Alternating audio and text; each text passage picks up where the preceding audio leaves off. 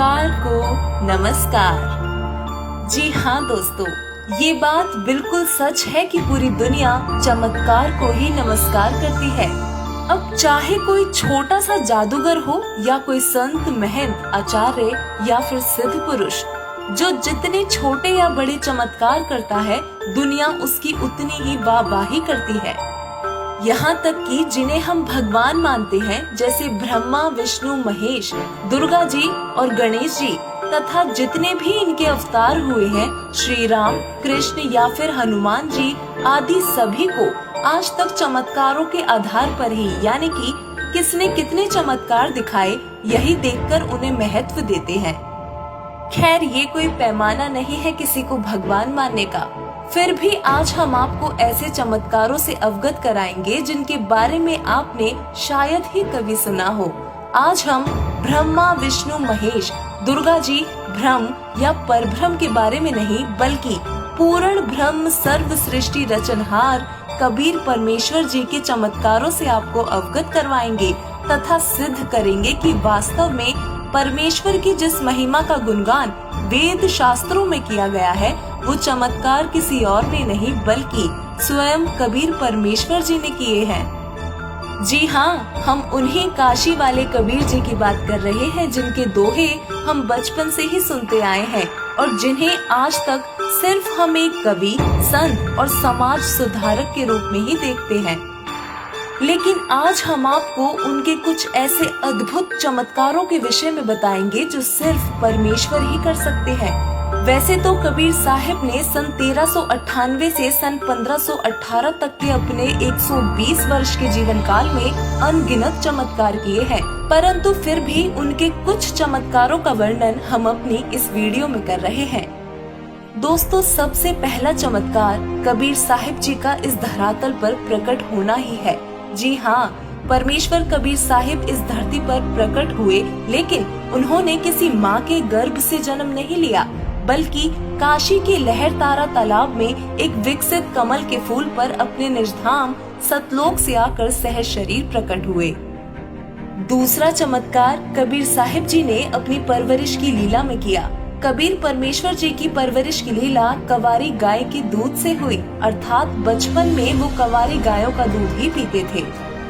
जिसके बाद बालक रूप में कबीर साहिब के नामकरण के लिए जब काजी आए और कुरान शरीफ खोला तो उसके सारे अक्षर कबीर कबीर हो गए, अन्य कोई लेख बचा ही नहीं। इस तरह कबीर साहिब जी ने अपना नामकरण कबीर स्वयं ही किया।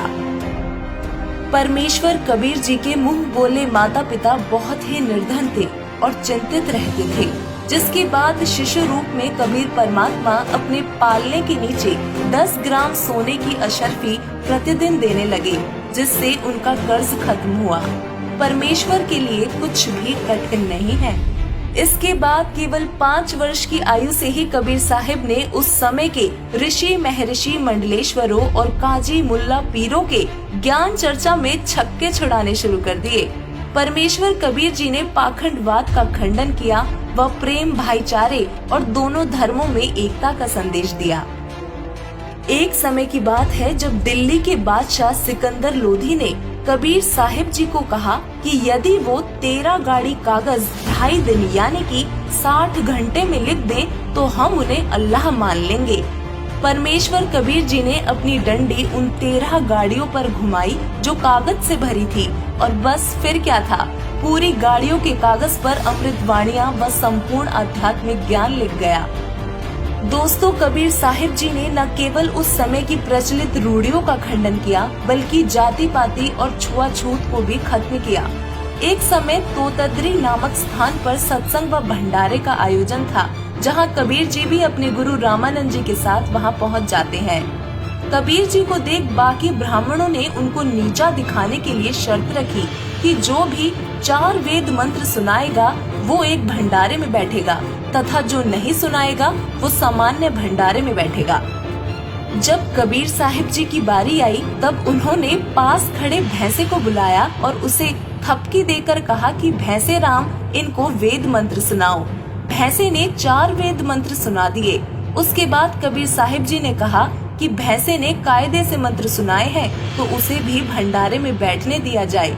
यह लीला देखकर सभी ब्राह्मण उनके चरणों में गिर पड़े और क्षमा मांगी तथा नाम दीक्षा भी ली। दोस्तों, एक बार कबीर साहिब जी अपने 2 सेवकों के साथ अपने शिष्य सम्मन के घर गए। सम्मन वैसे तो बहुत निर्धन था, लेकिन उसकी आस्था कबीर साहिब जी में अटूट थी। सम्मन इतना निर्धन था कि बहुत बार तो उसके पास खाने के लिए खाना भी नहीं होता था। उस दिन भी कुछ ऐसा ही हुआ। जब सम्मन की पत्नी नेकी ने देखा कि उधार मांगने पर भी कोई आटा उधार नहीं दे रहा, तो उसने सम्मन और अपने पुत्र सेव को कहा कि तुम चोरी कर लाओ। जब हमारे पास आटा होगा तो हम वापस कर देंगे। परंतु जब वो चोरी करने गए तो सेव पकड़ा गया और सम्मन ने गुरुदेव जी की बदनामी के डर से सेव की यानी कि अपने पुत्र की गर्दन काट दी। सुबह होते ही नेकी ने भोजन तैयार किया और कबीर साहिब जी को एहसास तक नहीं होने दिया कि सेव मर चुका है। खैर, कबीर साहिब तो परमात्मा थे। उन्होंने सिर्फ इतना कहा कि आओ सेव जीम लो, ये प्रसाद प्रेम, शीश कटत है चोरों के, साधु के नित्य क्षेम। इतना कहते ही सेव भागा चला आया और साथ बैठ के खाना खाने लगा। मुस्लिम धर्म के लोग जीव हिंसा बहुत करते थे और कबीर साहिब इसे अल्लाह के संविधान के विरुद्ध बताते थे तथा इसका विरोध करते थे। एक समय दिल्ली के बादशाह सिकंदर लोदी काशी नगरी में आए हुए थे, जहां काजियों व मौलानाओं ने जो कबीर जी से चिढ़ते थे, उन्होंने कबीर साहिब जी की शिकायत सिकंदर लोदी से की। जिसके बाद सिकंदर लोदी ने कबीर जी को बुलाकर कहा कि हमारे नबी मोहम्मद ने तो गाय को जीवित किया था। ऐसा कहकर एक गर्भवती गाय कटवा दी और कहा कि यदि कबीर साहिब अल्लाह हैं तो गाय को जीवित कर दें। तभी कबीर परमेश्वर जी ने गाय के ऊपर थपकी लगाई, जिसके बाद न केवल गाय, साथ ही उसके बछड़े को भी जीवित किया और बल्कि गाय का दूध भी निकाल कर दिखा दिया। दोस्तों, एक समय दिल्ली के बादशाह सिकंदर लोदी ने परमेश्वर कबीर साहिब जी के गुरु रामानंद जी का सिर काटकर कत्ल कर दिया, किंतु तुरंत ही उसे पछतावा हुआ। कबीर परमात्मा की शक्ति से सभी परिचित थे, सो वो दुखी होकर एवं डर कर कबीर साहिब के चरणों में गिर गया और रोने लगा। कबीर साहिब जी ने कुछ नहीं कहा और भीतर जाकर रामानंद जी से कहा कि उठो गुरुदेव, आरती का समय हो रहा है। कबीर साहिब जी के इतना कहते ही रामानंद जी की गर्दन धड़ से जुड़ गई और वो जीवित हो गए। इस चमत्कार के बाद सिकंदर लोदी ने परमेश्वर कबीर साहिब से दिल्ली चलने की प्रार्थना की और नाम दीक्षा भी ली। दिल्ली के बादशाह सिकंदर लोदी अपने पूर्व जन्म के संस्कारों के कारण एक जलन के रोग से पीड़ित हो गए थे।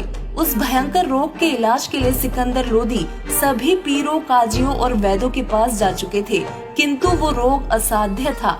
उसे सभी ने यह उत्तर दिया कि यह रोग तो आपकी मृत्यु के साथ ही खत्म होगा। तब सिकंदर लोदी थक हार कर राजा बीर सिंह बघेल के कहने पर कबीर साहिब के पास गया और कबीर साहिब ने अपने आशीर्वाद मात्र से सिकंदर लोदी का रोग ठीक कर दिया था। दिल्ली के बादशाह सिकंदर लोदी के पीर शेख तकी कबीर साहिब से बहुत ईर्ष्या करते थे। उन्होंने कहा कि मैं कबीर साहिब को तब अल्लाह मानूंगा जब मेरे सामने मुर्दे को जीवित कर देंगे। तभी उसी समय नदी में एक लड़के का शव तैरता दिखाई देता है, जिसे कबीर साहिब जी वहां उपस्थित हजारों लोगों के सामने उसको जीवित कर देते हैं। फिर कुछ दिन बाद शेख तकी की इसी जिद में कबीर साहिब ने शेख तकी की कब्र में दफन बेटी को भी हजारों लोगों के समक्ष जीवित किया, जिसकी चर्चा पूरी दिल्ली में हुई थी। इस चमत्कार को देखकर हजारों की संख्या में लोग कबीर साहिब जी की शरण में आए। दोस्तों, दिल्ली के बादशाह सिकंदर लोदी के धार्मिक पीर शेख तकी परमेश्वर कबीर साहिब जी से बहुत ही ज्यादा ईर्ष्या करते थे, जिस वजह से उसने भोली भाली जनता को बरगलाकर परमेश्वर कबीर जी को 52 बार मारने की कोशिश की, लेकिन कबीर जी का बाल भी बांका न कर सके। शेख तकी द्वारा परमेश्वर कबीर जी को सरसों के तेल के कढ़ाई में डालकर मारना, झेरे कुएं में डालना, गुंडों से मरवाना, गंगा में डुबोकर मारने का प्रयत्न भी किया गया। पत्थर, तोप के गोलों से कबीर साहिब जी पर हमला करना, खूनी हाथी के आगे डालना आदि। इतनी यातनाएं देने के बाद भी कबीर साहिब जी का कुछ नहीं बिगाड़ सके, तो उनके नाम से भंडारे की झूठी चिट्ठी डालकर पूरे भारतवर्ष के ब्राह्मण पंडित काजियों को काशी में बुला लिया और कबीर जी को बेइज्जत करके भगाने की कोशिश की।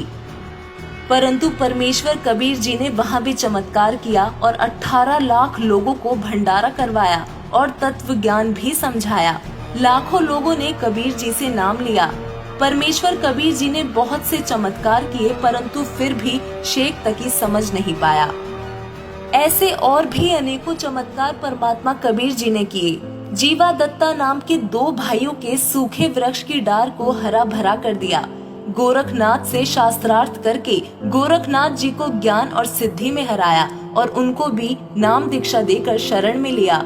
जगन्नाथ का मंदिर बनवाया और फिर अंत में 120 वर्ष की आयु में वापस सतलोक सह शरीर जाते समय परमेश्वर कबीर जी ने मगहर शहर में आमी नाम की नदी, जो शिवजी जी के श्राप वश सूख चुकी थी, उसको फिर से पानी से भर दिया, जो आज भी बह रही है। जिसके बाद परमेश्वर कबीर जी अपने निजधाम सतलोक में सह शरीर चले गए। उनका शरीर नहीं मिला, शरीर की जगह सुगंधित फूल मिले।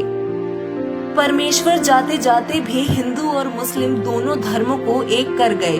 दोस्तों, परमेश्वर कबीर जी ने आज से 624 वर्ष पहले यहाँ इस धरातल पर 120 वर्ष लीला की। जिस समय पूरे विश्व की आबादी करीब 4 करोड़ थी, उनमें से 64 लाख परमेश्वर कबीर जी की शरण में आए और उनसे नाम दीक्षा ली, जो कोई साधारण बात नहीं है। तो दोस्तों, संत वो नहीं जो चमत्कार करे, और संत वो भी नहीं जिससे चमत्कार न हो।